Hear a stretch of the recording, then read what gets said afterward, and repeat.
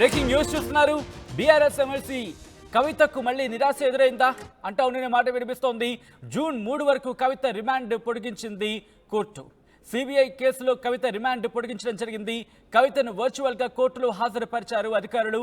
24న ఢిల్లీ హైకోర్టులో CBI, ED bail పిటిషన్ల విచారణ జరగబోతోంది. ఢిల్లీ లిక్కర్ పాలసీ కేసులో మార్చి 15న కవిత అరెస్ట్ అవడం జరిగింది. ఈ కేసుకు సంబంధించి బ్రేకింగ్ న్యూస్ చూస్తున్నారు. ఢిల్లీ లిక్కర్ పాలసీ కేసులో మార్చి 15న కవిత అరెస్ట్ అవడం జరిగింది. బీఆర్ఎస్ ఎమ్మెల్సీ కవితకు మళ్ళీ నిరాశ ఎదురైందా అంటే అవుననే మాట వినిపిస్తోంది. జూన్ 3 వరకు కవిత రిమాండ్ పొడిగించడం జరిగింది. దానికి సంబంధించి బ్రేకింగ్ న్యూస్ చూస్తున్నారు. సిబిఐ కేసులో కవిత రిమాండ్ పొడిగించారు అధికారులు. కోర్టు రిమాండ్ పొడిగించడం జరిగింది. కవితను వర్చువల్గా కోర్టులో హాజరుపరిచారు అధికారులు. 24న ఢిల్లీ హైకోర్టులో సిబిఐ, ఈడీ బెయిల్ పిటిషన్ల విచారణకు సంబంధించి కూడా అప్డేట్ అందే అవకాశం కనిపిస్తోంది. అప్డేట్స్ తెలుసుకుందాం. మా ప్రతినిధి రామకృష్ణ అప్డేట్స్ అందించేందుకు లైవ్లో సిద్ధంగా ఉన్నారు. రామకృష్ణ, కవితకు సంబంధించి ఇప్పుడు నెక్స్ట్ ఏం చేయబోతున్నారు? లీగల్గా ఎలా ప్రొసీడ్ అవబోతున్నారు ఇప్పుడు? రామకృష్ణ, నా మాట వినిపిస్తోందా? ఎస్, రామకృష్ణ కనెక్ట్ అయ్యే ప్రయత్నం చేద్దాం. బ్రేకింగ్ న్యూస్ చూస్తున్నారు. జూన్ 3 వరకు కవిత రిమాండ్ పొడిగించడం జరిగింది. సిబిఐ కేసులో కవిత రిమాండ్ పొడిగించింది కోర్టు. కవితను వర్చువల్గా కోర్టులో హాజరుపరిచారు అధికారులు. అయితే 24న ఢిల్లీ హైకోర్టులో సిబిఐ, ఈడీ బెయిల్ పిటిషన్ల విచారణ జరగబోతోంది. ఢిల్లీ లిక్కర్ పాలసీ కేసులో మార్చి 15న ఈడీ కవితను అరెస్టు చేయడం జరిగింది. ఆ తర్వాత ఇదే అంశానికి సంబంధించి సిబిఐ కూడా అరెస్టు చేసిన నేపథ్యాన్ని మనం చూసాం. అయితే ఈ విచారణ కంటిన్యూ అవుతోంది. ఇప్పుడు సిబిఐ కేసులో కవిత రిమాండ్ పొడిగింపు అవ్వడం జరిగింది. కవితను వర్చువల్గా కోర్టులో హాజరుపరిచారు అధికారులు. 24న ఢిల్లీ హైకోర్టులో సిబిఐ, ఈడీ బెయిల్ పిటిషన్ల విచారణ జరగబోతుంది.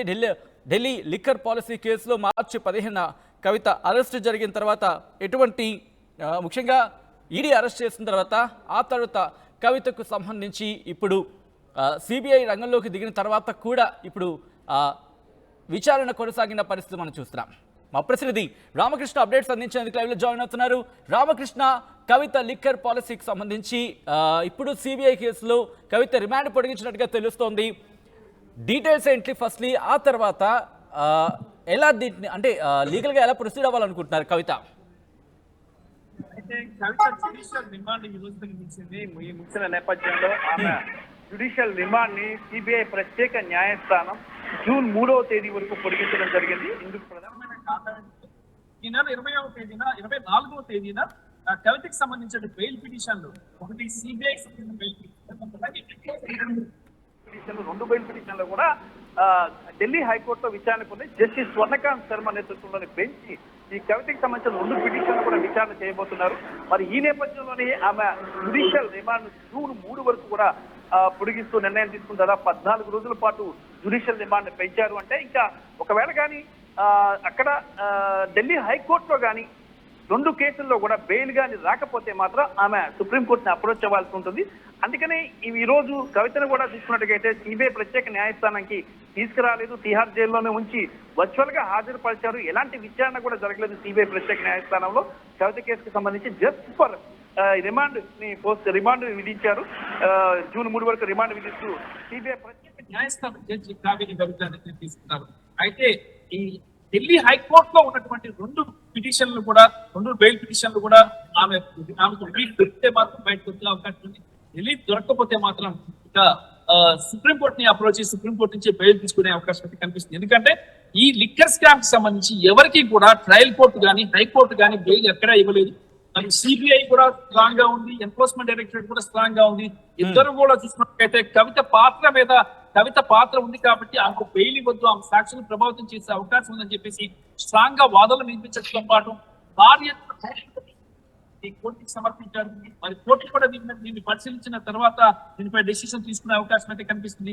ట్రయల్ కోర్టులో బెయిల్ రాలేదు, మళ్ళీ హైకోర్టులో కూడా బెయిల్ వచ్చే అవకాశం కూడా కష్టమే అనిపిస్తుంది. ఇంకా ఆమె సుప్రీంకోర్టుని అప్రోచ్ చేసి సుప్రీంకోర్టు నుంచి బెయిల్ తీసుకోవాల్సిన పరిస్థితి అయితే ఏర్పడుతుంది. ఇటు అరవింద్ కేజ్రీవాల్ కానీ ఇదే స్కామ్ లో ఢిల్లీ ముఖ్యమంత్రి అరవింద్ కేజ్రీవాల్, అలాగే ఆప్ ఎంపీ సంజయ్ సింగ్ గానీ అందరికి కూడా సుప్రీంకోర్టు బెయిల్ ఇచ్చింది. మరి కవితకి కూడా షరతులతో కూడిన బెయిల్ చేసే అవకాశం అయితే ఉంది. జూన్ 3 వరకు అంటే జూన్ 3 వరకు ఒకవేళ కానీ జూన్ 3వ తేదీ వరకు ఆమె డిమాండ్ ఉంది కాబట్టి 24న కానీ బెయిల్ పిటిషన్ బెయిల్ రాకపోతే మాత్రం మళ్ళీ న్యాయవాదులు సుప్రీంకోర్టు వచ్చేసి బెయిల్ తెచ్చుకోవాల్సిన పరిస్థితి ఉంది. మరి ప్రస్తుతానికైతే మాత్రం హైకోర్టులో వీళ్ళు ఒక కారణం చూపించారు, కవిత హెల్త్ రీజన్స్ చూపించి బెయిల్ అడిగారు. హెల్త్ రీజన్స్ లో కూడా బెయిల్ వచ్చే అవకాశం హైకోర్టులో. మరి సిబిఐ స్ట్రాంగ్ గా ఉంది, ఈడీ స్ట్రాంగ్ గా ఉంది. ఎందుకంటే సిబిఐ కానీ ఈడీ కానీ తప్ప ఎలాంటి అభ్యంతరం లేదు బెయిల్ ఇవ్వడానికి చెప్తే మాత్రం ఇక బెయిల్ వచ్చే అవకాశం, అది కూడా కానీ హైకోర్టులో మాత్రం బెయిల్ వచ్చే అవకాశం లేదని చెప్పేసి న్యాయమూర్తి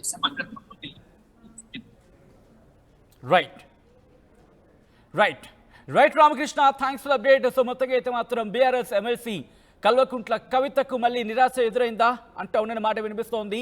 జూన్ 3 వరకు కవిత రిమాండ్ పొడిగించడం జరిగింది కోర్టు. సిబిఐ కేసులో కవిత రిమాండ్ పొడిగించింది. కవితను వర్చువల్గా కోర్టులో హాజరుపరిచారు అధికారులు. 24న ఢిల్లీ హైకోర్టులో సిబిఐ ఈడీ బెయిల్ పిటిషన్ల విచారణ జరగబోతోంది. ఢిల్లీ లిక్కర్ పాలసీ కేసులో మార్చి 15న కవిత అరెస్ట్ అవ్వడం జరిగింది.